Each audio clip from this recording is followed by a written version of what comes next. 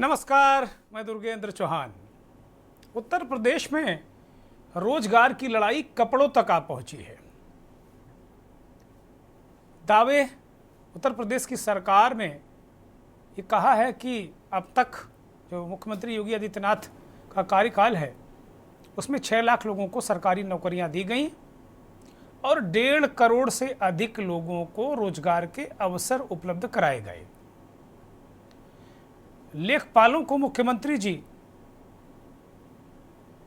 जो नियुक्ति पत्र हैं वो बांट रहे थे और इसी दौरान उन्होंने कहा कि जो पहले की सरकारें थीं उसमें चाचा भतीजे झोला लेकर निकलते थे, वसूली करते थे, जो पैसा देता था उसी को रोजगार मिलता था, जाति विशेष के लोगों को ही रोजगार मिलता था। उत्तर प्रदेश लोक सेवा आयोग एक जाति विशेष की भर्ती का केंद्र बन गया था। इस तरीके की मुख्यमंत्री के बयान के बाद रोजगार को लेकर उत्तर प्रदेश में नई सियासी लड़ाई छिड़ गई है। पूरे लोकसभा के चुनाव के दौरान समाजवादी पार्टी और इंडिया गठबंधन के लोगों ने ये मुद्दा उठाया कि भारतीय जनता पार्टी युवाओं की विरोधी है, रोजगार देती नहीं, भर्तियां लीक हो रही हैं। इस तरीके के मुद्दे उन्होंने उठाए और एक आंकड़ा है सामने, उसमें तकरीबन 24 परीक्षाएं हैं ऐसी किसी में साक्षात्कार है, किसी में अंतिम परिणाम है, किसी में परीक्षा लंबित है। ये पूरी लिस्ट हमारे पास ये लिस्ट है और ये बाकायदे पब्लिक डोमेन में ये लिस्ट है। तमाम बड़े बड़े समाचार पत्रों और समाचार चैनलों ने इस लिस्ट को प्रसारित और प्रकाशित भी किया है। इसके अलावा अगर 8 बड़ी भर्तियों का जिक्र करें जिसमें उत्तर प्रदेश के 60,000 कांस्टेबल की भर्तियों का मसला है, तो उसमें 8 में 7 की परीक्षा या तो लंबित है या कहीं कोर्ट में मसला लंबित है या पेपर लीक हो गया है। मतलब कुल मिला के 7 में 8 भर्तियां अटक गई हैं। तो इसको लेकर वार पलटवार शुरू हो गया है और जो भर्तियों या सरकारी नौकरियों में भ्रष्टाचार का मुद्दा था कि भाई नौकरियों में भ्रष्टाचार करती हैं गैर भाजपा सरकारें, भारतीय जनता पार्टी लगातार पुरजोर तरीके से बातें कहती रही, मुख्यमंत्री कहते रहे, उनके पार्टी के लोग कहते रहे। इस पर अब जवाबी हमला अखिलेश यादव ने किया और उन्होंने कहा कि एक विशेष प्रकार के कपड़े पहनने वाले को झूठ नहीं बोलना चाहिए, उस कपड़े की जरूर इज्जत करनी चाहिए। उनका इशारा भगवा कलर पर था जो मुख्यमंत्री योगी आदित्यनाथ धारण करते हैं, ऐसे वस्त्र वो धारण करते हैं। तो इसको लेकर वार पलटवार लड़ाई शुरू हो गई है और मंथन में आज इसी बात की चर्चा, रोजगार की लड़ाई कपड़ों तक आई।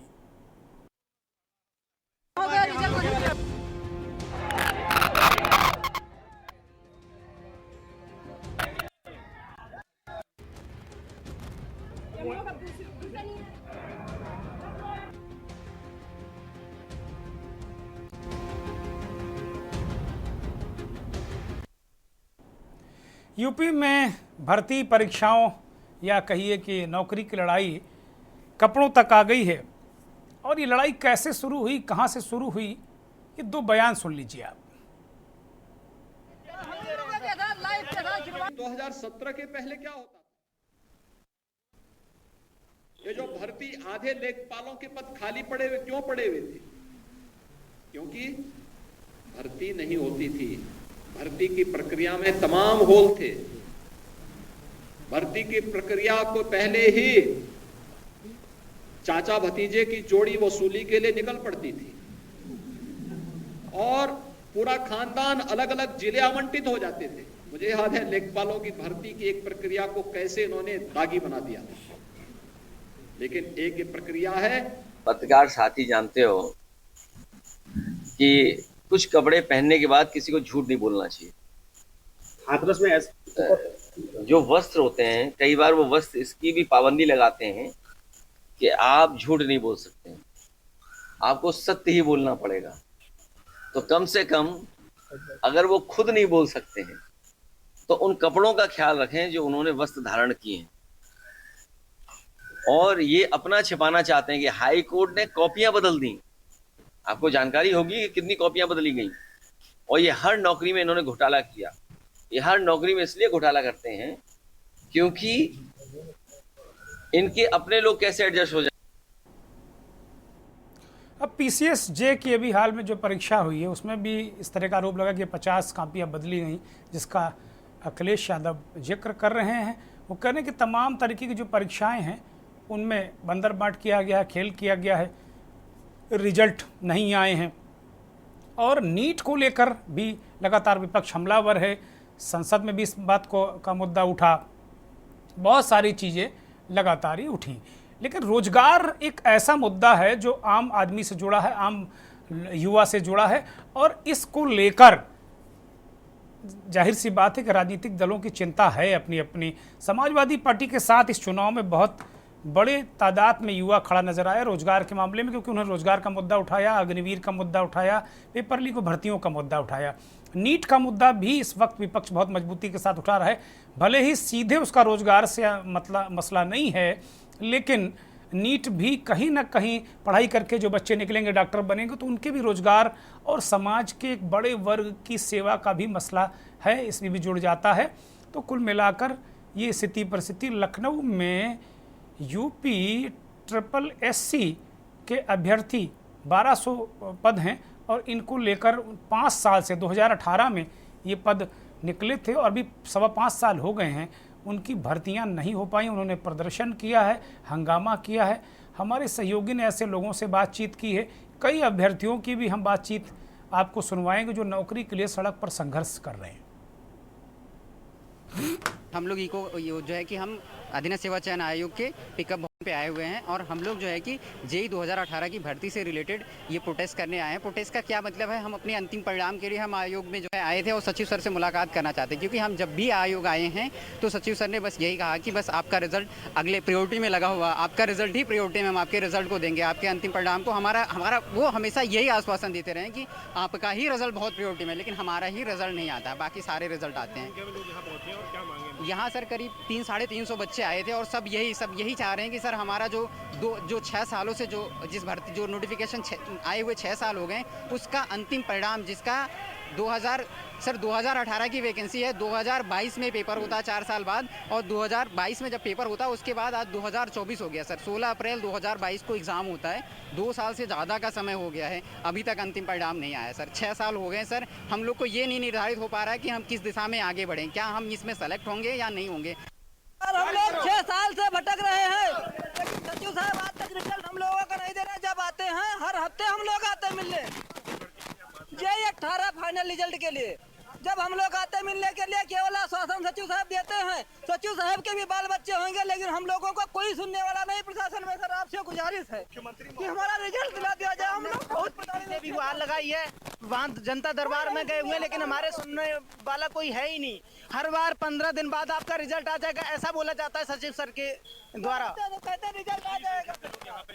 आज 500 से ज़्यादा लोग संख्या में आए हुए हैं। हमारी एक ही मांग है कि साल भर हो गया, अगस्त में डीबी रिजल्ट आया था, अगस्त से सितंबर तक डीबी चला था। उसके बाद दूसरी तीसरी लिस्ट जारी हुई जो क्या बोलते हैं फरवरी और मार्च में हुई। उसके बाद बोला गया कि आचार संहिता लगने के पहले आपका रिजल्ट जारी कर दिया जाएगा। आचार संहिता 16 मार्च को लग गई। उसके बाद सचिव सर ने कहा कि आपका जैसे ही आचार संहिता खत्म होगा हम रिजल्ट 10 दिन में जारी कर देंगे। आचार संहिता खत्म होते हुए रिजल्ट जारी नहीं किया गया। उसके बाद के पीछे के ASO और मंडी परिषद और तमाम रिजल्ट जारी कर दिए जाए। 4 रिजल्ट जारी कर, आज 1 महीने हो गया आचार संहिता खत्म हुए, लेकिन आज भी मिलने नहीं आए सचिव सर। केवल आश्वासन देते हैं। पुलिस द्वारा कहा गया कि 1 महीने बाद रिजल्ट आएगा।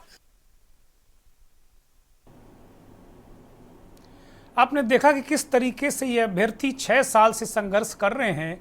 वो कह रहे हैं कि 2018 में वैकेंसी निकली, 22 में परीक्षा हुई, 24 आ गया, अभी रिजल्ट नहीं आया। वो खून के आंसू रो रहे हैं। आपने देखा स्क्रीन पर कि किस तरीके से वो रो रहे हैं फूट फूट कर। अब मुझे लगता है कि इसके बाद कोई भी बातें अगर बनाता है कोई भी, तो मुझे लगता है कि सब कुछ बेमानी है, क्योंकि ये प्रत्यक्षम किम प्रमाणम, प्रत्यक्ष को प्रमाण की आवश्यकता है नहीं। अगर ये अभ्यर्थी इतने दिनों से 1200 अभ्यर्थी हैं यूपी SSSC के, उनको लेकर ये क्यों ऐसी गैर जिम्मेदाराना हरकत की जा रही है, ये रवैया अपना रहे हैं। और वो कह रहे हैं सेक्रेटरी जो हैं इसके, वो इस आयोग के, वो बताते नहीं हैं। वो कहते हैं बस 1 महीने में, बस आपकी प्रायोरिटी। ये तो तारीख दर तारीख हो गई, तो गजब है मामला। तो तो इस तरीके से देश का और उत्तर प्रदेश का खास तौर पर युवा किस तरीके से संघर्ष कर रहा है। मैंने एक आंकड़ा आपको बताया कि कुल 24 भर्तियां पूरी होने का इंतजार है। यूपी में कई सरकारी नौकरी की भर्ती प्रक्रिया ऐसी है जहां किसी का रिजल्ट लंबित है तो किसी की अभी तक परीक्षा नहीं हुई है। और अगर किस भर्ती में परीक्षा और रिजल्ट, अगर किसी भर्ती में परीक्षा और रिजल्ट दोनों आ गए हैं तो वहां अभी इंटरव्यू होना बाकी है। उत्तर प्रदेश में 2015 से लेकर 2024 तक कुल 24 भर्ती ऐसी हैं जहां परीक्षा परिणाम से लेकर उम्मीदवारों की नियुक्ति तक का काम अधर में लटका हुआ है। ये बात अलग है कि मुख्यमंत्री योगी आदित्यनाथ लगातार नियुक्ति पत्र अन्य जो विभाग हैं उनको देते रहते हैं। लेखपालों की नियुक्ति का जो उन्होंने नियुक्ति पत्र दिए उसी दौरान उन्होंने पूर्ववर्ती समाजवादी पार्टी की सरकार पर हमला किया, चचा भतीजे को वसूली वाला बताया। इसी के बाद ये नए सिरे से नौकरी का मुद्दा छड़ा और वार पलटवार शुरू हुआ। वो जो परीक्षाएं रद्द हैं उनका एक जो क्रम है लगातार वो आपके स्क्रीन पर हम दिखा रहे हैं कि कौन कौन सी भर्ती परीक्षाएं हैं और कौन कौन सी चीज़ें हैं और किस किस वजह से वो भर्ती परीक्षाएं रुकी हुई हैं, कहाँ अटकी हैं, क्या मसला है, कितने पद हैं। लगातार हम अपने सहयोगियों से कहेंगे कि वो लगातार इन चीज़ों को दिखाते रहें। हमारे साथ एक मेहमानों का पैनल जुड़ गया है और बड़ा अहम मुद्दा है। मेहमानों से मेरा पूर्व में ये अनुरोध है कि बहुत आज फोकस करके हम लोग रोजगार पे बात करेंगे और सरकारों की नीयत पर बात करेंगे, विपक्ष की नीयत पर बात करेंगे। और सबसे बड़ी बात है कि युवाओं के मसले पर अगर हम बात करते हैं तो हमें बहुत संजीदा होना चाहिए। भारतीय जनता पार्टी के नेता अभी थोड़ी देर में हमारे साथ जुड़ेंगे। प्रोफेसर भुवन भास्कर जोशी से जुड़ गए हैं। भारतीय जनता पार्टी के नेता राजेंद्र तिवारी हमारे साथ जुड़े हैं। तिवारी जी बहुत स्वागत, बहुत धन्यवाद। प्रोफेसर भुवन भास्कर जोशी समाजवादी पार्टी के राष्ट्रीय प्रवक्ता हमारे साथ जुड़े हैं। जोशी साहब बहुत स्वागत, बहुत धन्यवाद। जोशी जी एक शिक्षक भी हैं, विधि के शिक्षक हैं, तो जाहिर सी बात है कि उनको भी अपने तमाम छात्रों का दर्द महसूस होता है। इस देश के जाने माने वरिष्ठ पत्रकार, विश्लेषक और नेशनल यूनियन ऑफ जर्नलिस्ट के राष्ट्रीय संगठन मंत्री प्रमोद गोस्वामी जी हमारे साथ जुड़े हैं। गोस्वामी जी बहुत स्वागत, बहुत धन्यवाद। विनय सिंह रोजगार चिंतक हैं, प्रांतीय अध्यक्ष हैं, प्राथमिक शिक्षक प्रशिक्षित स्नातक एसोसिएशन उत्तर प्रदेश के। विनय आपका भी बहुत स्वागत है। और आदर्श भी हमारे साथ जुड़े हैं, यूपी SSSC के अभ्यर्थी हैं। और वृद्धि त्रिपाठी को हमने इस कार्यक्रम में आमंत्रित किया है, वो नीट के अभ्यर्थी हैं। चूँकि नीट का मसला भी आज बड़ा चर्चा में रहा और LTA लगातार अपनी खाल बचाने के लिए झूठ बोलता रहा कोर्ट में कि नहीं कोई लीक नहीं हुआ है। आज चूँकि ये रोज़गार पर चर्चा है, लेकिन जब पढ़ाई ही ढंग से नहीं होगी तो रोज़गार पर क्या बात होगी, इसलिए हमने आज इस कार्यक्रम में वृद्धि त्रिपाठी को भी आमंत्रित किया है। सभी जो मेहमान हैं उनका बहुत स्वागत, बहुत धन्यवाद, आभार भी। चर्चा की शुरुआत मुझे लगता है कि आदर्श जो अभ्यर्थी हैं यूपी SSSC के, उनसे हम शुरू करेंगे। आदर्श, किस तरीके की दिक्कतें, क्या क्या तारीखें, तारीख दर तारीख क्या दिक्कतें हैं आप लोगों की और कितने अभ्यर्थी हैं आपके जो संघर्ष कर रहे हैं? मैं थोड़ा सा डिटेल में लेना चाहूँगा कि हमारी भर्ती का क्या प्रोसीजर रहा है। और जो कल का प्रोटेस्ट हुआ या आज भी प्रोटेस्ट, आज हम लोगों ने जो है कि कल आयोग गए थे, लेकिन आयोग से हम लोग यही मांग कर रहे थे कि सचिव जी आ करके हम लोग को नीचे कम से कम हमारे सभी अभ्यर्थियों से बात कर लें। और अभ्यर्थियों की संख्या कल 350 से 400 के आसपास थी, लेकिन सचिव जी वहां हमसे मिलने नहीं आए और प्रशासन ने फिर जबरन हमको वहां से इको गार्डन लेके गए। और उसके बाद आज हम क्या किए हैं कि आज हम फिर जब हमें कल कोई इस तरीके कोई सटीक मतलब कुछ भी ऐसी कोई चीज मिली नहीं, सचिव जी ने बात ही नहीं की, कोई बात जब क्लियर ना हो पाई तो आज हमने जो है कि CM आवास के पास घेराव करने की कोशिश की। CM आवास जाना चाहा, फिर वहां पे हमको पुलिस प्रशासन द्वारा रोका गया। फिर क्या किया गया कि वहां से हमें ये आश्वासन दिया गया कि हमें जो है कि मुख्यमंत्री के पास और आपके जो है कि फिर से सचिव जी के पास कुछ लोगों को लेके जाया गया। फिर वहां से पहले मुख्यमंत्री आवास जाके वहां से हमारी फिर कुछ बात हुई, फिर सचिव जी के पास जाके फिर उन्होंने एक आश्वासन दिया कि हम इस महीने के लास्ट में करेंगे। यानी कि जो उन्होंने इसके पहले जब जनता दरबार गए थे तो जो एक प्रॉपर उन्होंने लिस्टिंग दी थी कि किस भर्ती को हम कब पूरा करेंगे, उसमें जो हमारा अधीनस्थ जो जेई की भर्ती है जो 18 वाली, उसको उन्होंने कहा था हम जून लास्ट में कर देंगे। उसमें लिखा हुआ है जून माह में अंतिम परिणाम कब संभावित तिथि जो दी थी उन्होंने जून दिया था। अब जून बीत गया है तो अब उन्होंने जुलाई दे दिया है। ठीक है, अभी उन्होंने बोल दिया कि जुलाई का अंतिम सप्ताह होगा। अब मैं ये बताऊंगा कि अब देखिए ये हमें क्यों करना पड़ रहा है, इस तरीके की नौबत क्यों आ गई। सर आप सभी लोग से मैं ये पूरी डिटेल में इसलिए मैं बताना चाह रहा हूँ। देखिए 2018 में एक भर्ती आती है, जूनियर इंजीनियर की भर्ती, जिसमें सिविल, इलेक्ट्रिकल, मैकेनिकल से जो पॉलिटेक्निक किए हुए स्टूडेंट होते हैं वो जूनियर इंजीनियर पद के लिए एलिजिबल होते हैं, वो फॉर्म भरते हैं। 2018 में सर वैकेंसी आती है और ये सितंबर अक्टूबर में नोटिफिकेशन आता है। उसके बाद जब ये नोटिफिकेशन आ जाता तो करीब 1,20,000 बच्चे जो है फॉर्म अप्लाई करते हैं। इसमें टोटल सारे डिपार्टमेंट, सारे ट्रेड वगैरह के, सिविल, इलेक्ट्रिकल, मैकेनिकल के जो अलग अलग डिपार्टमेंट, एग्रीकल्चर के भी कुछ बच्चे होते हैं, उसमें कुछ सीटें एग्रीकल्चर की भी हैं, मुद्रण ओवरसियर की कुछ सीटें थी, तो काफी सारी कुल 1388 पोस्ट थी। ठीक है, थी तो 1400 कुछ पोस्टें थी, एग्जैक्ट मुझे अभी 1467 पोस्ट थी स्टार्टिंग में। फिर क्या हुआ, समय के साथ जैसे ही इस भर्ती प्रक्रिया को लटकाते हुए गए, पोस्ट घटती गई, 1388 हुई। फिर अभी कुछ दिन पहले की बात है, आज से 15 दिन की पहले की बात है, फिर 7 पोस्टें घटा दी गई। देखिए भर्ती पूरी हो नहीं रही है, पदों की संख्या घटती जा रही है। अब 2018 में जब नोटिफिकेशन आया है, उसके नोटिफिकेशन के 18 में नोटिफिकेशन आता है, हम लोग फॉर्म अप्लाई करते हैं, 1 महीने का समय मिलता है, फॉर्म भर दिया। अब हमारे पास सिलेबस नहीं है, हमारे पास कोई सिलेबस नहीं है कि हम किस सिलेबस को बेस करके अपनी तैयारी करें। कोई किसी तरीके से बता रहा है, कोई कुछ कह रहा है। आयोग को क्लियर कट एक सिलेबस देना चाहिए कि हम पूछेंगे क्या, हमारे सवाल क्या होंगे, हम आपसे पूछेंगे क्या। अब सिलेबस के लिए हम लोग बार बार कहते हैं कि हमें सिलेबस दीजिए। आदर्श आपकी मांग क्या, आपके मुख्य मांग क्या है जिसको लेकर आप संघर्ष कर रहे हैं? नहीं, अभी तो हम यही चाह रहे हैं, अभी काफी संघर्षों के काफी लगातार हमने, अब मैं वही डिटेल में कर रहा, अभी करंट का हमारा यही मांग है कि काफी कुछ हम लोगों ने लड़ते झगड़ते अभी अपनी भर्ती को अंतिम परिणाम, हमारा डॉक्यूमेंट वेरिफिकेशन हो चुका है। जो टोटल अब जो 1388 जो बच्चे हैं, अब 1388 ना रह करके 1381 बच्चे हो गए हैं। अब 1381 स्टूडेंट जो भी अंतिम परिणाम में सेलेक्ट होंगे उनकी लिस्ट जारी हो जाए, क्योंकि अभी तक क्योंकि डीवी करीब 6000 लोगों ने करवा ली है। अब 1388 का ही उसमें सिलेक्शन होना है, बाकी के जो बच्चे बचेंगे वो कहीं और भर्ती में लग जाएं। अभी तो सबको एक उम्मीद होती है ना कि हमने अंतिम परिणाम के लिए जब एक डॉक्यूमेंट वेरिफिकेशन कुल मिलाकर 6 सालों से प्रक्रिया चल रही है आदर्श, 6 सालों से प्रक्रिया चल रही है, रोज तारीखें मिल रही हैं। अब अंतिम परिणाम के लिए भी आप लोग काफी समय से संघर्ष कर रहे हैं, इतनी सी बात है ना।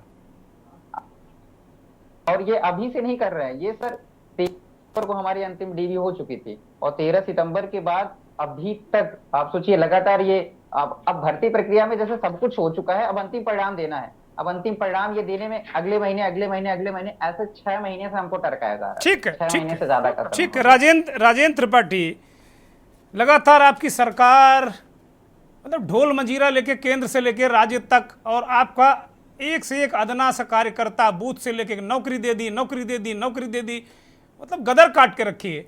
और ये 6 साल से ये लोग संघर्ष कर रहे हैं।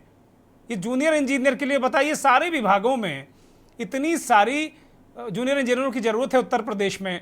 आप बिजली का हाल देख लीजिए, आप नगर विकास का देख लीजिए, आप आवास डिपार्टमेंट का देख लीजिए, आप पीडब्ल्यूडी को देख लीजिए। तो एक तो आप कहते हैं कि हमें बहुत नौकरी देते हैं, हम लोग वैकेंसी निकालते हैं 1400 कुछ की, और घटाते वो हर स्टेप में घटी जा रही है वैकेंसी। भाई कौन सी प्रक्रिया है, कैसे नौकरी देते हैं आप? आपको हक है क्या किसी पूर्व की सरकार पे उंगली उठाने का? कैसे आप उठा सकते हैं जब आपकी व्यवस्था चरमराई हुई है? 2015 से लेके, मैं पूर्ववर्ती सरकार के भी 2 साल हैं उसमें, अब तक 24 भर्तियां लटकी हुई हैं और 8 भर्तियां 7 साल के अंदर हैं, जिनमें 7 भर्तियों का मसला रुका हुआ है। कैसे रोजगार देंगे? और युवा आपके समर्थन में क्यों खड़ा हो? अगर अभी भी आप लोगों की आंखें नहीं खुली हैं तो भाई भगवान ही मालिक है आपका। राजेंद्र त्रिपाठी अनम्यूट करिए, हम आपको सुन नहीं पा रहे हैं।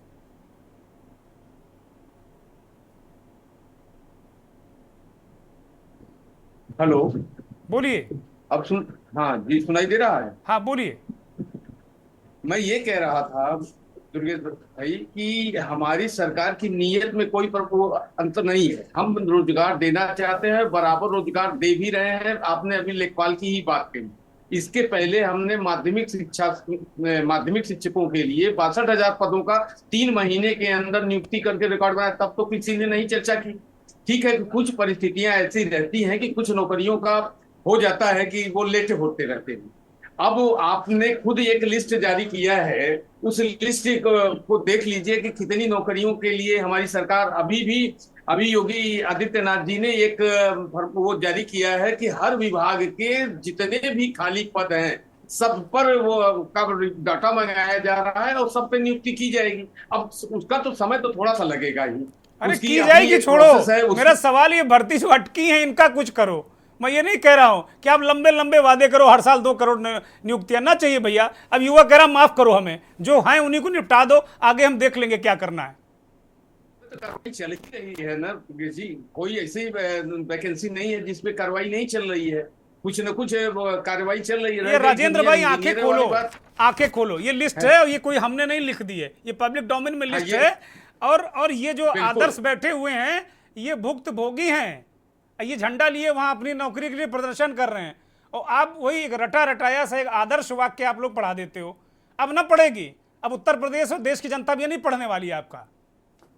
नहीं, मैं आदर्श जी को पूरा हमने सुना, उनकी पीड़ा को हमने महसूस किया, लेकिन यह है कि अब मुख्यमंत्री से बड़ा तो कोई है नहीं। जब मुख्यमंत्री के यहाँ से ये संदेश इनको मिल गया है कि इस महीने के अंत तक या जुलाई के अंत तक आपको रिजल्ट मिल जाएगा, तो रिजल्ट मिलेगा जुलाई के। बोलिए आदर्श, बोलिए। वो बड़े प्रेम भाव से राजेंद्र तिवारी कह रहे हैं कि अब आप मुख्यमंत्री से ज्यादा कौन बड़ा, राजेंद्र तिवारी क्या करेंगे उसमें? बिल्कुल बिल्कुल, मैं क्या बोल रहा हूँ अभी मैं आपको जो बताया, जिनमें सचिव जी ने ये बोला था कि जून में हम आपका अंतिम परिणाम देंगे, वो मुख्यमंत्री जी के सामने ही जब हम लोग जनता दरबार में गए थे, इसके पहले भी जनता दरबार में हम नवंबर में जा चुके, पिछले साल की बात कर रहे हैं। इसके बाद अभी जब जनता दरबार में गए थे तो सचिव जी ने ले जाके दिया कि हम जून में आपका फाइनल रिजल्ट दे देंगे। जून में रिजल्ट क्यों नहीं आया? जून बीत गया ना, अभी हमको क्यों 10 जुलाई को हमको प्रोटेस्ट क्यों करना पड़ रहा है? 11 जुलाई को हम सीएम आवास के सामने क्यों खड़े हैं? इसका जवाब चाहिए। ठीक बात है, ठीक बात। मैं एक ब्रेक पर जाऊंगा, चूंकि मेरे सहयोगी बार बार कह रहे हैं कि ब्रेक लेना आवश्यक है और होता भी है, हमारी मजबूरी है। एक ब्रेक पर जा रहे हैं।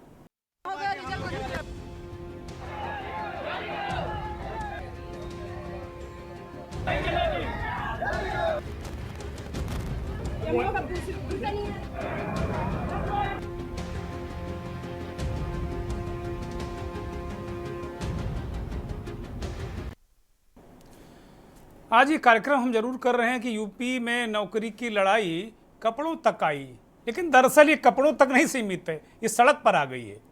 और ये लड़ाई अब मुझे नहीं लगता है कि जब तक ये अभ्यर्थी हैं, ये इनका हल तो निकलना चाहिए। ये लगातार सड़क पर विभिन्न भर्तियों के अभ्यर्थी अब धीरे धीरे आना शुरू हुए हैं, इसी तरीके की चीज़ें देखने को मिल रही हैं।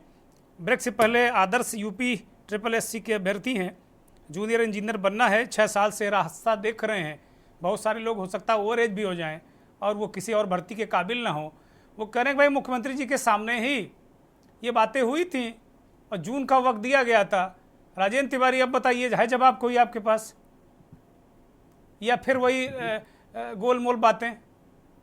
गोलमोल बातें नहीं है। अब मुख्यमंत्री की देखिए, मुख्यमंत्री की बात जो है रियली एकदम सही होती है। ठीक है, इन्होंने कहा था कि जून तक नहीं हुआ तो जुलाई में उन्होंने कहा तो जुलाई में होके रहेगा, इससे किसी को इनकार नहीं करना चाहिए कि मुख्यमंत्री ने जो कह दिया वो ब्रह्मबाण है। इसको मानता हूं भाई, वो ऐसे संवैधानिक पद पर बैठे हैं, उनका वाक्य ब्रह्मबाण होना ही चाहिए।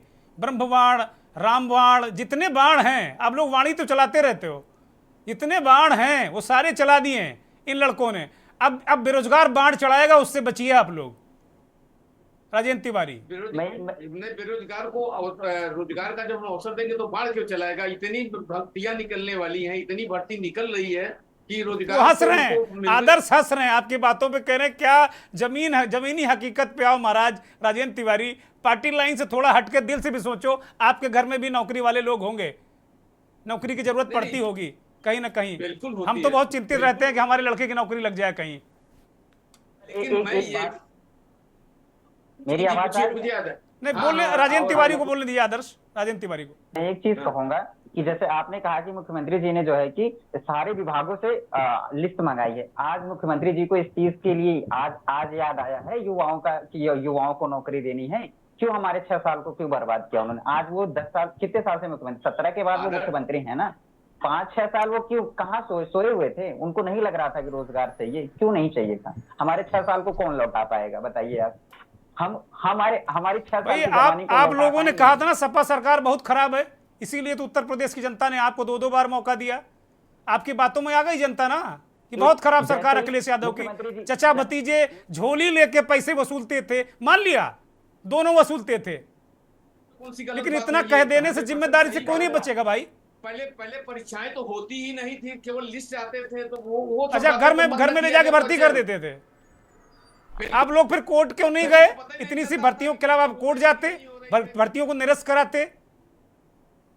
चलिए मैं थोड़ा सा चर्चा को आगे बढ़ाता हूं। अब ये नदीम श्रवण की तरह जवाबी मामला हो जाएगा, मैं थोड़ा इसको आगे बढ़ा 2 साल में होती थी, मैंने हर 2 साल में आदर्श मैं लौटूंगा आपके पास, मैं लौटूंगा। वृद्धि त्रिपाठी को चर्चा में शामिल करते हैं। वृद्धि त्रिपाठी, आप नीट पीड़ित हैं। मैंने एक शब्द मेरे दिमाग में अभी आया कि नीट पीड़ित लोग हैं ये सभी, और ऐसा पीड़ित किया है, इतनी बेशर्मी से एनटीए कहता है कि पेपर लीक नहीं हुआ है। आज उसने सुप्रीम कोर्ट में हलफनामा भी दाखिल कर दिया, कुछ भी नहीं, और वो कह रहा है कि कोई जरूरत नहीं रीनीट की।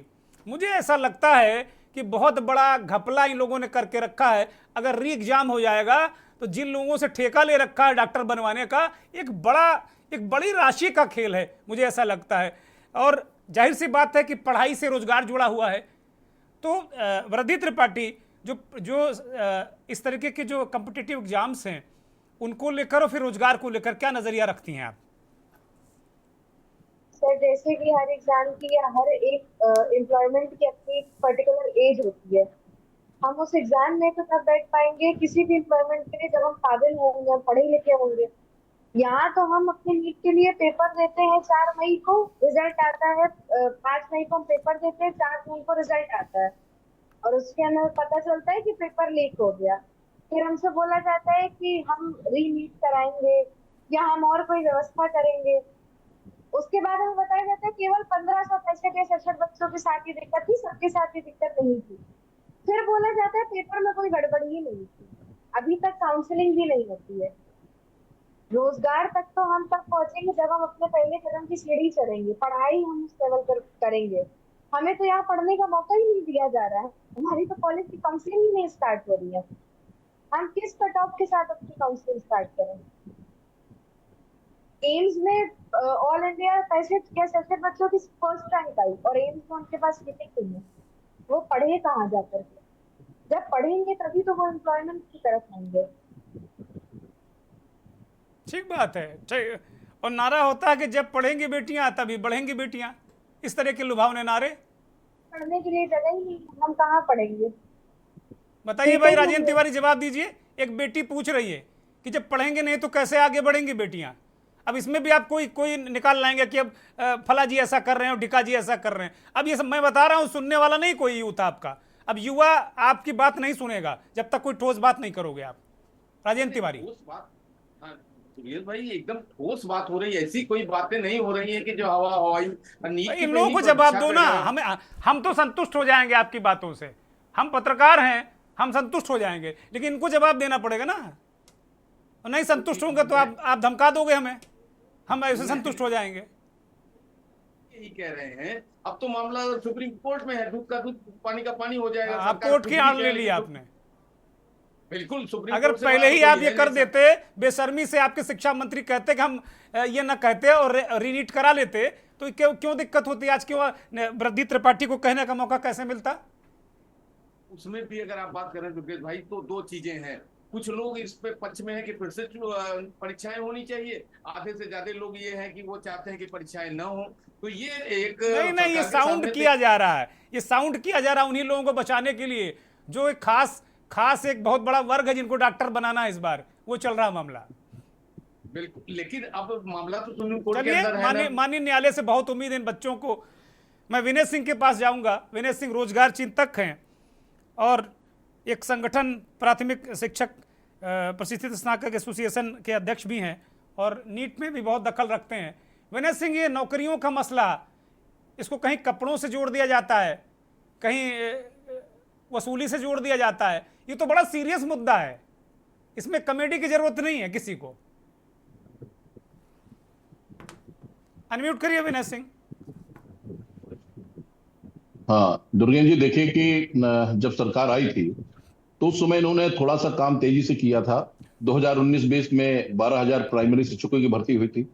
2018 में 78,500 शिक्षकों की भर्ती हुई थी और 2003 में 69,000 शिक्षकों की भर्ती हुई। तो शुरू में तो मामला सही चला, बाद में पुलिस की भर्ती या जो आप लोग चर्चा कर रहे हैं या जो पड़ा हुआ है, इस बारे में केवल इतना ही मैं कहूंगा कि ये जो ब्यूरोक्रेट्स है, ये जो हर मंत्री के साथ हर विभाग के साथ ये लगे, ये सब पुराने लोग हैं और ये सब वास्तव में बहुत जगलर है।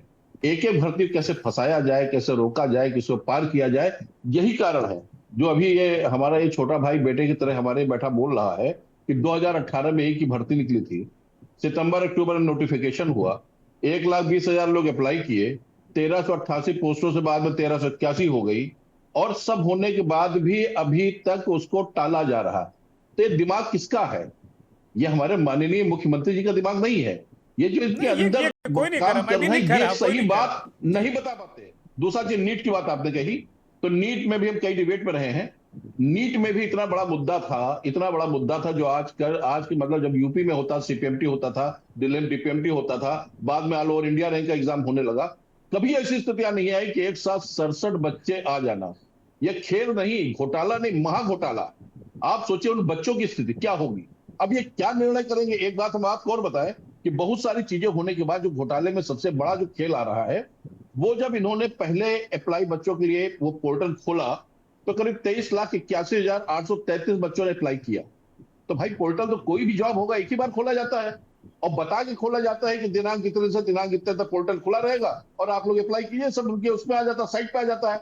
दोबारा उस पोर्टल को 9 मार्च को खोलने की आवश्यकता क्या पड़ी?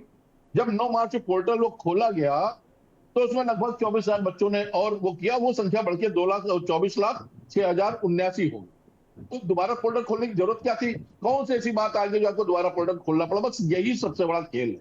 ये जो दोबारा खोला गया पोर्टल, क्यों खोला गया, किस लिए खोला गया, 2 दिन के लिए खोला गया, किन किन लोगों को अप्लाई किया गया, उसके बाद जो भी गेटिंग सेटिंग होनी रही इन्हीं के बीच। विनय सिंह, एक बड़ी महत्वपूर्ण बात कही आपने। नीट पर तो आपकी जबरदस्त पकड़ है और नीट की चीजों को बहुत अच्छे से रखते हैं और रोजगारों के जो बेरोजगार हैं उनका भी नेतृत्व करते हैं, रोजगार लोगों को दिलाने में मदद करते हैं।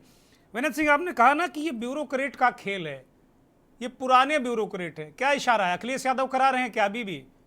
भारतीय जनता पार्टी की सरकार की पकड़ नहीं है क्या? के बारे में नहीं कहूंगा। देखिए, कोई भी होता है, कोई भी है ब्यूरोक्रेट से, कोई भी है, ये कोई अलग से तो आते ही सब वही पुराने हैं। ये सरकार है तुमके साथ है, वो सरकार है तुमके साथ हो गए, कहीं नाम नहीं सरकार नहीं है भैया 7 साल से, ऐसे 17 के बाद उनकी सरकार नहीं, तो अभी भी क्या खुमार में है क्या ये सब ब्यूरोक्रेट्स? IAS अधिकारी रहे हैं कि काहे किसी की भी सरकार रही, चाहे भाजपा की रही हो, मैं नाम नहीं ले रहा हूं, मैं इशारा कर रहा हूं, आप खुद समझ जाएंगे क्योंकि मेरी एक सीमा है बोलने की। ऐसे से यहाँ पे रहे, आप रिटायर हो गए, चाहे भाजपा की हो, चाहे सपा की हो, चाहे कांग्रेस की हो, चाहे भाजपा की हो, सब में वो लखनऊ में जमे रहे, चाहे वो LDA में रहे हो, चाहे नगर निगम में रहे हो, चाहे शासन में रहो, चाहे प्रशासन में रहे हो। तो इसका मतलब क्या है? इनकी पकड़ है, ये लोग वही रहते हैं। इन लोगों को इतना फन मालूम इनको कि किसको कब तक टरकाया जाए, किसको इलेक्शन के पास तक खींचा जाए, किसको कहां तक ले जाए। कुछ तो ऐसे भी है ना, कुछ तो ऐसे भी है, कोई बड़ी बात नहीं है, कुछ तो ऐसे भी लोग हैं भाई, सब ऐसा तो नहीं सब 100% सब सरकार के फेवर में भी है। कुछ तो ना तो कोई ऐसा पैमाना है कि जिससे उनको नाप तोड़ लिया जाए कि कौन सा फेवर में ही काम कर रहा। तमाम ऐसे है कि साथ में रह के हाँ करके वो अपोजिशन में काम कर रहे हैं। तो ये बात सही है, अगर इनको पूरा बदल के नए लड़के, जो नए IAS लड़के आ रहे हैं, उनको नई टीम रखी जाए, बिल्कुल हर डिपार्टमेंट को नई टीम रखी जाए लाके, और उनसे काम लिया जाए, तो उनको इतना ज्यादा भी नहीं जितना ज्ञान इन लोगों को है इस भर्ती कितना टाला जाए। ये आपका सुझाव राजेंद्र तिवारी मुख्यमंत्री तक अगर पहुंचा सकते हो, जरूर पहुंचाएंगे। समाजवादी पार्टी के राष्ट्रीय प्रवक्ता जोशी साहब काफी देर से जुड़े हैं। जोशी साहब, मैं आपके पास आ रहा हूं। भाई, रोजगार का बड़ा महत्वपूर्ण मुद्दा है और बड़ा सेंसिटिव मुद्दा है, और जो युवा है हमारा, उसका कलेजा जला हुआ है। अब वो किसका गर्म दूध उसने पी लिया, तो अब छाछ भी फूंक फूंक कर पी रहा है वो, लेकिन वो श्राप भी दे रहा है, वो श्राप दे रहा है अंदर से। वो कह रहा है कि भाई मेरा भविष्य बर्बाद करो, मैं कहाँ जाऊँगा। बहुत सारे यूथ हैं वो मेंटल ट्रॉमा में हैं इस वक्त, और मैं समझ सकता हूँ, और आप भी बहुत अच्छी तरह समझ सकते हैं। इतने गंभीर मसले को लेकर क्या ये कहना चाहिए राष्ट्रीय अध्यक्ष जी को कि कपड़ा, ये इस पर सीरियस बात नहीं करनी चाहिए क्या जोशी साहब?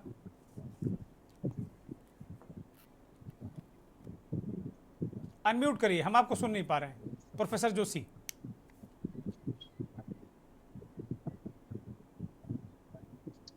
अटबिल नहीं है प्रोफेसर। आवाज आ रही है, आवाज आ रही है। बोलिए बोलिए जोशी साहब, बोलिए।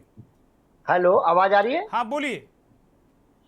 देखिए, आज जितने पैनलिस्ट आपने बैठाए दुर्गेन जी, इनमें से 2 लोग इसके पीड़ित हैं डायरेक्टली, आदर्श और बुद्धि। मैं इन दोनों नवयुवक नवयुवती को सुना बहुत ध्यान से, तो मैं आदर्श के लिए तो एक बात कहूंगा कि आदर्श 7 साल से इस जॉब के लिए संघर्ष कर रहे हैं। और मुझे एक डायलॉग याद आ रहा है, तारीख और तारीख के बाद फिर तारीख, और इनको जुलाई में भी मिली तारीख। तो ये सरकार जो है युवाओं के बारे में कितनी, मंत्री और उनके जो सचिव हैं, जो उस विभाग के सचिव हैं, जो कि लगभग पीसीएस अधिकारी लेवल के लोग होते हैं, आईएएस लेवल के लोग होते हैं, तो ये आज भी युवाओं को केवल गुमराह करने का काम करते हैं। और जून की जो लास्ट बात हुई थी, अब जुलाई की तारीख है, जिसमें भारतीय जनता पार्टी के नेता को मैं फिर अपनी पीठ थपथपाते हुए देख पा रहा हूं, जबकि 7 साल से आदर्श केवल तारीख को झेल रहा है। तो ये सरकार कितनी गंभीर है युवाओं के बारे में, वो तो बताने की आवश्यकता नहीं है। परीक्षा लीक का एक रिकॉर्ड उत्तर प्रदेश सरकार में और भारत सरकार में चल रहा है। आप देखिए, आपने तो पूरी सूची लेके बैठी हुई है, लेकिन दिल्ली भी होड़ में लगा हुआ है, नीट नेट सब लगा हुआ है कि हम होड़ किस बात की है कि कौन ज्यादा परीक्षा लीक करा के युवाओं को रोजगार देने से रोक पाते हैं। ये होड़ है, जबकि होड़ होनी थी कि कैसे रोजगार दे पाते हैं। और मैं आपको बहुत आपकी जानकारी बता दूं, CMI ने क्या कहा है कि भारतीय अर्थव्यवस्था की सेहत को बेरोजगारी दर सही से दर्शाती है, क्योंकि यह देश की कुल जनसंख्या को कितने बेरोजगार है इससे बताती है। जो लास्ट आंकड़ा मेरे पास उपलब्ध है, वो देश की बेरोजगारी दर अप्रैल में 7.83% थी। ये बताने को काफी है कि सरकार के 2 करोड़ के जो नौकरी का वादा था, उसकी खुद ही इन्होंने कह दिया वो जुमला था। आपने भी उस विषय को उठाने का काम कर, हम तो रोज उठाते ही है। लेकिन सरकार क्या इन नौजवानों को, जो कि हमारे नेता माननीय अखिलेश यादव जी ने कहा कि ये परीक्षाएं लीक इसलिए करा रहे हैं क्योंकि ये रोजगार देना नहीं चाहते युवाओं को। और लगातार ये युवा तो बेचारे संघर्ष कर ही रहे हैं। इनके साथ साथ 108 की महिलाएं बैठी थी अपने बेरोजगार से संबंधित यहाँ पर धरने पे। हमारे लोग लठ खा रहे हैं, नीट में हमारे युवा लठ खा रहे हैं, नेट में हमारे युवा लठ खा रहे हैं। ये लठ समाजवादी पार्टी के इन बेरोजगार युवाओं के साथ है, क्योंकि हम सरकार में नहीं है, लेकिन सड़क में इनके साथ अगर जो हमारे भाई बहन बैठे हैं यहाँ पर, इनको अगर लठ पड़ रहे हैं 10, तो कम से कम 5 लठ समाजवादी पार्टी के कार्यकर्ता भी खा रहे हैं। तो हम इनके साथ सड़क से लेकर सदन में हमारे नेता हैं, वहां तो हम आवाज उठाएंगे, सड़क में भी हम इनके साथ खड़े हैं। निश्चित तौर पे सरकार की हमें गंभीरता नहीं देती। और मैं जो इस CMI का आंकड़ा पढ़ रहा था, आपको बड़ा आश्चर्य होगा दुर्गेश भाई उसमें सुनकर कि जो शहरों में गांव से ज्यादा बेरोजगारों की स्थिति है। आज स्थिति शहरों में रोजगार के लिए जाते थे, लेकिन उत्तर स्थिति है, जो उल्टी स्थिति है, गांवों में रोजगार है फिर भी, चाहे वो कृषि का हो चाहे अन्य हो, शहरों में रोजगार घटा है। ये केवल भारतीय जनता पार्टी की सरकार में हुआ है।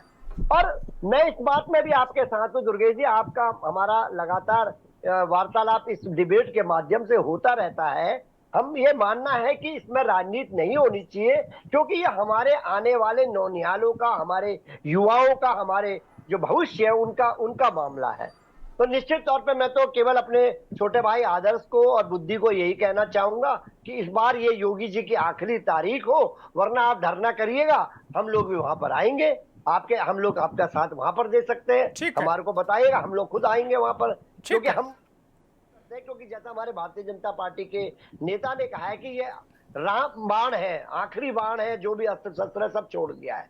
तो मुझे पूरी उम्मीद है कि भाई अस्त्र शस्त्र छोड़ दिया, योगी जी भी है तो बाबा जी है, तो उन्होंने वो क्या नाम है, इस बार जुलाई में इनकी जो है लिस्ट निकाल देंगे। और एक बड़ा दुख का विषय है पूरी दुर्गेश जी, सबसे बड़ी बहस में सबसे बड़ा दुख का विषय मुझे ये लगा कि 7 साल में रोजगार कम कर दिए सरकार ने। जो आदर्श भाई ने बताया कि अब जो नौकरी जब निकली थी तब कितने उसमें नौकरियों की संख्या थी, आज नौकरी तो दे नहीं पाई सरकार 7 साल में, लेकिन उसकी संख्या लगातार कम करने का काम भी इस सरकार।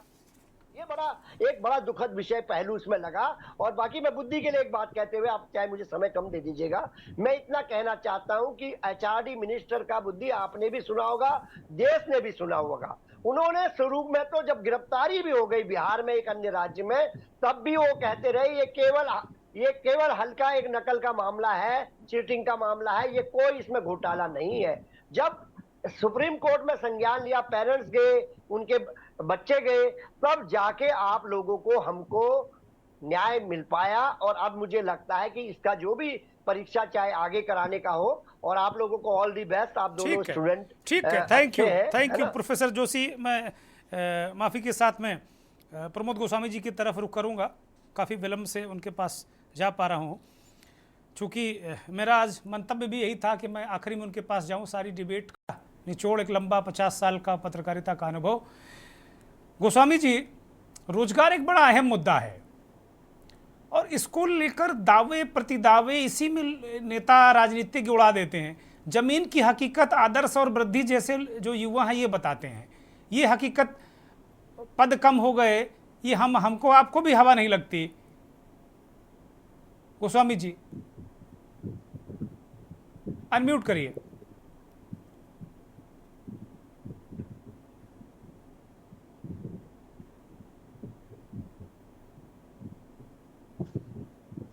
आवाज आ रही दुर्गेश जी? हाँ बोलिए बोलिए कृपया। हाँ दुर्गेश जी, बड़ी विडंबना है, ये राजनीतिक दल जो हैं ये अब इनका जन सरोकारों से, युवाओं से, महिलाओं से, सीनियर सिटीजन से, किसी से लेना नहीं है। ये सिर्फ बेवकूफ बनाने का काम कर रहे हैं। सत्ता हासिल करने के लिए ये सिर्फ जनता को बेवकूफ बना रहे हैं और महंगाई कम कर देंगे। चौथा को अगर देख लीजिए, एक लंबे समय से मैं इन लोगों को देख रहा हूं, इन लोगों ने इतनी वादा खिलाफी की है कि जिसकी कोई सीमा नहीं। मतलब महंगाई कम कर देंगे, भ्रष्टाचार मिट जाएगा, मतलब और गरीबी रहेगी नहीं इस देश में, हम कहाँ पहुंचा देंगे। अब आप ये देख लीजिए, ये युवाओं का मामला देख लीजिए। इन युवाओं को भर्ती को लेके मतलब जो है उत्तर प्रदेश में कितने पेपर लीक हुए हैं, और ये देख लीजिए कि इसमें शामिल कौन है। अभी आज ही दुर्गेश जी, आपको तो जानकारी है, इसमें 2 एमएलए का भी नाम आए हैं। ये कौन है, किस दल से जुड़े हुए हैं, किस दल को सहयोग कर रहे हैं, ये क्या है, वो क्या कर रहे हैं। लेकिन इससे ना तो इनको किसी को युवाओं से मतलब है, न बेटी बचाओ से मतलब है, न बेटी पढ़ाओ से मतलब है, न रोजगार से मतलब है, न गरीबी से मतलब है। सिर्फ भाषण बेवकूफी के देने से बेवकूफ जनता को लगता है कि ये लोग समझते हैं कि जनता इतनी मूर्ख विमूढ़ है और यहाँ बैठ के उसको प्रोटेक्शन भी देते हैं। अभी हमारे तिवारी जी ने, राजेंद्र तिवारी जी ने एक बात कही कि मुख्यमंत्री जी ने जो बात कही थी वो ब्रह्म वाक्य ब्रह्म बाण है। अब आप बता दीजिए कि वो जून में उन्होंने कह दिया था, वो ब्रह्म बाण कहाँ घुस गया। अब ये जुलाई भी अब निकल जाएगी, तब ये ब्रह्म बाण कहाँ जाएगा। तो ये खाली प्रोटेक्शन है। देखिए, आपके भी बेटे हैं, हमारे भी बेटे हैं, हमारे भी बच्चे हैं, ये जो बैठे हुए हैं, इन लोगों का दर्द समझने की कोशिश करिए। ये नहीं समझने की कोशिश कर रहे हैं। आपको, मुझे याद होगा दुर्गेश जी कि सपा समाजवादी पार्टी शासन काल में अनिल यादव जी जब आयोग में थे, सेवा भर्ती आयोग में, कितना आंदोलन हुआ, तो उसमें भारतीय जनता पार्टी ने बड़े आरोप लगाए थे, गंभीर आरोप लगाए थे, फिर उसको हटाया गया, लाठीचार्ज हुआ, आंदोलन हुए, और उसके बाद वही इसमें कितने पेपर लीक हो गए। इतना ही नहीं, आप छोड़ दीजिए, एक विशेष लोगों को विश्वविद्यालयों पर, वहां के बीसी, वहां के प्रोफेसर्स, वहां के अन्य लोगों की भर्तियां, विशेष लोगों को जब बैठाने का काम होगा। अब आगरा कॉलेज का ही ले लीजिए, मैं खाली एक वानगी बता दे रहा हूं दुर्गेश जी। आगरा कॉलेज में एक बीसी बैठा दिए गए, उसको लेके विरोध, उनकी आर्हता नहीं थी, वो हटाए गए, फिर कोर्ट से आ गए, सरकार का दबाव रहा, बाकी फिर वो कोर्ट चले गए, वो हटाए गए। दूसरे बीसी जो जिसने प्रोटेस्ट किया वो आया, फिर हटाया गया। तो ये सरकार क्या कर रही है, क्या उसको दिखाई नहीं दे रहा है? ये ब्रह्मबाग या ब्रह्मबाग की क्यों नहीं यहाँ चल रहा है? या ये धतराष्ट्र बने हुए हैं? ये व्यर्थ की बातें करना बंद होनी चाहिए। अब जनता जागरूक हो गई है, अब जनता इन बहकावों में नहीं आने वाली है, मतलब उसकी हद हो गई है। बताइए कि 18 में जो भर्तियां होनी 6 साल है, ये युवाओं का दर्द देखिए आप, कि बेचारे 6 साल से इंतजार कर रहे हैं कि साहब अब निकलेगी, अब निकलेगी, तब निकलेगी। अब ये जब बूढ़े हो जाएंगे, सीनियर सिटीजन हो जाएंगे, तब निकालेंगे क्या? तब मैं समझ सकता हूँ निकलेगा या आपका आक्रोश मैं समझ सकता हूँ गोस्वामी जी। जी, ये व्यर्थ की बात है। ये सब खिलवाड़ हो रहा है जनता के साथ, देश के साथ खिलवाड़ हो रहा है। नीट को ले लीजिए आप दुर्गेश जी, नीट का मामला ले लीजिए, कितना गंभीर मामला है। मतलब उसमें तो पूरी, मतलब इस मेधा को ही, मतलब जो मेधा है वो मतलब फेल हो रही है, जो मतलब मूर्ख हैं, विमूढ़ हैं, वो टॉप कर रहे हैं। तो जब जिस देश में विमूढ़ राज करेंगे, विमूढ़ डॉक्टर होंगे, विमूढ़ इंजीनियर होंगे, तो जैसे बिहार में 12-13 पुल गिर रहे हैं, वैसे ही यहाँ 1200-1400 डॉक्टर मार डालेंगे, क्योंकि वहां तो आप पैसे लेके कर रहे हैं। स्थितियां ये हो गई हैं कि अब ये जो है जितने भी प्रतिष्ठान हैं, ये व्यापारिक प्रतिष्ठान में तब्दील हो गए हैं। मुझे ये कहने में कोई संकोच नहीं है दुर्गेश जी, ये व्यापार हो रहा है इस नाम पर। ठीक बात है, ठीक बात है, ठीक बात है। गोस्वामी जी, मैं जरा राजेंद्र तिवारी को ले लेता हूं चर्चा में। राजेंद्र तिवारी, बहुत सारे सवाल गोस्वामी जी ने उठाए हैं, जरा उनमें 1-2 का जवाब आप दे दीजिए, क्योंकि मेरे पास अब वक्त 2 मिनट का है और मैं बाकी सभी लोगों को इसी में लेना है, तो कृपया समय सीमा का जरूर ध्यान रखिए। राजेंद्र तिवारी। हाँ जी, प्रमोद भाई तो हमारे गुरु रहे हैं पत्रकार, हम उनका बहुत सम्मान करते हैं। उन्होंने जो बात कही, हो सकता है उनकी दृष्टि में वो सही भी हो, लेकिन इतना मतलब जिस तरीके से ये बातें कही जा रही हैं, तो वो एक्चुअली धरातल पर अगर आप देखें, ऐसा नहीं है कि हर चीजें वही गड़बड़ होती चली जा रही है। कुछ न कुछ तो सरकार, जो हमारी सरकार कर रही है, वो जैसे आपने कहा कि 6 साल तक अटका हुआ था, ठीक है, ये बात सही है, हम तो स्वीकार कर रहे हैं। लेकिन जब हमने 3 महीने में 60-62 हजार लोगों को नौकरी दी, तब आप लोगों ने मुझे ताम्र पत्र नहीं दिया, तब किसी ने कोई चर्चा नहीं की। अरे कौन सा ताम्र पत्र चाहते हैं तिवारी जी? आपके प्रचंड बहुमत से देश में सरकार, उत्तर प्रदेश में सरकार, और क्या चाहते हैं? ये बेबस अभ्यर्थी क्या आपको कोई ताम्र पत्र लिख कर देंगे? ताम्र पत्र तो दिया ना आपको, सरकार मिलाए ना आपको। मैं ये कह रहा हूँ कि 6 वर्ष अगर लटक गया है, ठीक है, उसको जुलाई। अरे हद है भाई, हद है। 6 वर्ष अगर लटक गया, 6 वर्ष आप कोई छोटी अवधि मानते हैं क्या भाई? हद है भाई। एक परीक्षा का इतनी परीक्षाएं हो रही हैं, उसी के बीच में तो मैंने आपसे यही बतिया तो कही कि जब हम 62,000 माध्यमिक शिक्षकों को 3 महीने में नौकरी दे रहे हैं, तब उस पर चर्चा नहीं हो रही। खूब चर्चा हुई, खूब हम लोगों ने, हमारे जैसे पत्रकारों ने खूब ढोल बजाया, ऐसे ऐसे करके घंटा ढोल सब बजाया हमने, खूब कहा कि बड़ा अच्छा काम कर रही सरकार। सर ठीक है, बात समझ लीजिए। 62 विभागों में हमने नौकरी निकाली, जिसमें 40 में हमने कर दिया, 45 में हमने कर दिया, 8 में 7 रुक गया, उस पर चर्चा ज्यादा हो रही है। ये मैं कह रहा हूँ, उसमें भी ठीक है, इसका मतलब आप चर्चा भी ना करो, मतलब आप लोग प्रताड़ित करो और चर्चा भी ना करो। भाई आदर्श, एक मुझे लगता है इस डिबेट का ये अंतिम आपका ये वक्तव्य होगा, बोलिए आदर्श। अनम्यूट करिए आदर्श।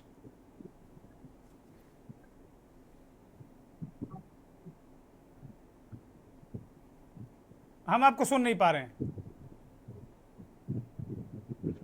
हाँ, आवाज अभी आ रही है ना? हाँ बोलिए, बहुत जल्दी। हाँ, एक मैं छोटा सा 2-3 चीजें मैं कहना चाहूंगा। सबसे पहले तो जैसे इन्होंने कहा कि मतलब कि अभी कुछ भर्ती की बात कर रहे थे, ये 3 महीने में पूरी कराई थी, उसके लिए ये आप कह रहे थे, यानी आपकी बीजेपी पार्टी से आप शायद प्रवक्ता हैं, जहां तक मैं समझ पाया हूँ। नहीं, सही तो बस है, सही मैं ये कह रहा हूँ कि इस सरकार का काम ही सेवा भाव के लिए है। और जब सरकार बनी, मैं आपको एक चीज और कहूंगा, मैं अप्रिशिएट करूंगा, जब ये सरकार आई है, जो है कि मोदी की सरकार आई है, तो उन्होंने ग्रुप सी से जो इंटरव्यू था, इंटरव्यू को हटाया। तो हमने पर्सनली, मैं अपनी बात बता रहा हूँ, मुझे बहुत खुशी हुई कि चलो एक इंटरव्यू नहीं है, एक रिटन एग्जाम होगा, अगर रिटन एग्जाम में हम अच्छा कर ले जाएंगे तो हमारा सिलेक्शन हो जाएगा। तो एक चीज तो ये कर ली। आपने इसके लिए हम बहुत खुश थे, अच्छा किया, बहुत बढ़िया डिसीजन रहा।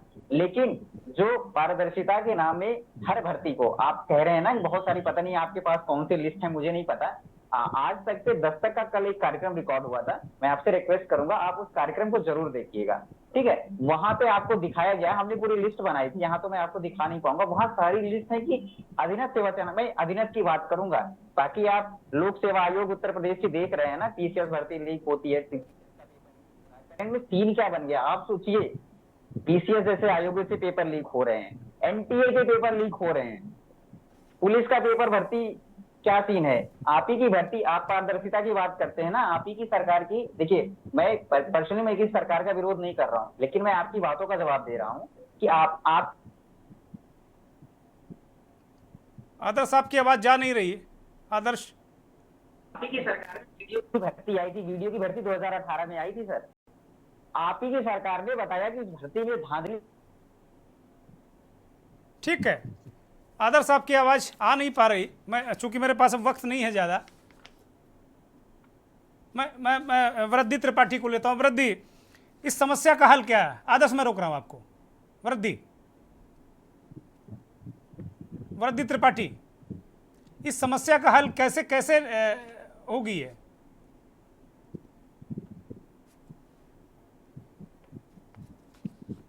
मुझे लगता है वृद्धि त्रिपाठी भी सुन नहीं पा रही।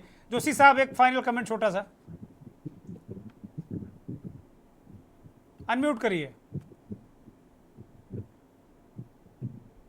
आगे आवाज आ रहा है जी। देखिए, युवाओं का जो रोजगार का मुद्दा है ये बहुत गंभीर मुद्दा है, और मुझे लगता है कि सरकार को अब जो अभी मौका है, 2024 में जवाब भी मिला उत्तर प्रदेश में विशेष तौर पे, तो निश्चित तौर पे इस पे काम करना चाहिए, एक्शन करना चाहिए। और जो अधिकारी, हमारे साथी एक पत्रकार साहब ने भी बताने का काम करा कि जिस प्रकार ये अधिकारी अपने हठधर्मिता में है, और योगी सरकार में ये बात बताई जाती है कि जो सरकार चला रहा है ब्यूरोक्रेट चला रहा है, लीडर्स नहीं चला रहे, मिनिस्टर नहीं चला रहे, ब्यूरोक्रेट चला रहे। तो ये ब्यूरोक्रेट पे भी नकेल खींचनी चाहिए, ताकि जो लोगों, ये जो परीक्षाएं लीक हो रही हैं या जो टाला जा रहा है रोजगारों को, इसमें निश्चित तौर पे कमी आनी चाहिए, और जो अवेटेड है, वेट कर रहे हैं काफी टाइम से, उन लोगों को रोजगार मिलना चाहिए। ठीक है विनय सिंह, एक छोटी सी टिप्पणी, हल कैसे होगा इसका? इसमें हल क्या, जो भी घोषणा किए माननीय मुख्यमंत्री जी ने, उसके तुरंत उसके ऊपर कंप्लायंस हो। नीट के ऊपर अब 18 तारीख को डेट लगा दी गई है, और मैं यही ऊपर वाले से भी यह अनुरोध करूंगा कि उसी दिन सब फाइनल डिसीजन हो जाए। ये बच्चे बहुत परेशानी में हैं, उनकी स्थिति नहीं है कि वो क्या करे, आगे वर्ष की तैयारी करे या इस वर्ष में करे, तो और काउंसलिंग उनको कराना है, उनको नए रूप में जाना है। तो हम चाहते हैं कि कुछ ऐसा निर्णय हो जाए कि सरकार भी अपनी तरफ से सारा जवाब पेश कर दे, और 18 तारीख को फुल और फाइनल निर्णय हो जाए, जिससे बच्चे असमंजस की स्थिति में उनका असमंजस दूर हो जाए और आगे डेट ना बढ़े। थैंक यू, बहुत शुक्रिया। एक छोटी सी टिप्पणी 20 सेकंड की जो मैं प्रमोद जी की लूंगा। प्रमोद जी, आपके मुताबिक क्या हल होना चाहिए? नहीं, ये देखिए, तत्काल इसका एक ही चीज है कि एक तो मुख्यमंत्री जी कोई बात कहें, नौकरशाही उसको उस समय सीमा में निर्धारित पूरा करें।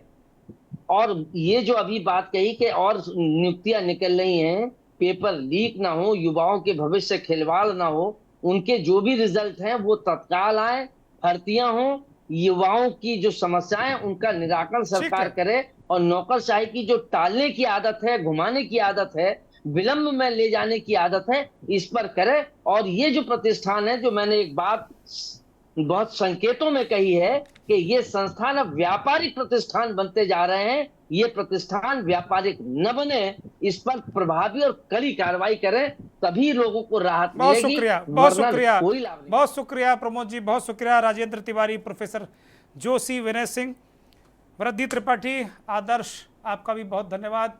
आभार उन दर्शकों का जो के न्यूज़ को देखते हैं, इस खास कार्यक्रम मंथन से जुड़ते हैं। मुद्दा बड़ा गंभीर था रोजगार का, और मेरा अनुरोध है शासन सत्ता से भी और विपक्ष से भी कि इस मुद्दे को विपक्ष एक विजिलेंस स्थापित करे, निगरानी रखे, और सत्ता अपना काम करे। मुझे लगता समस्या का हल हो जाएगा। बहुत बहुत धन्यवाद, नमस्कार।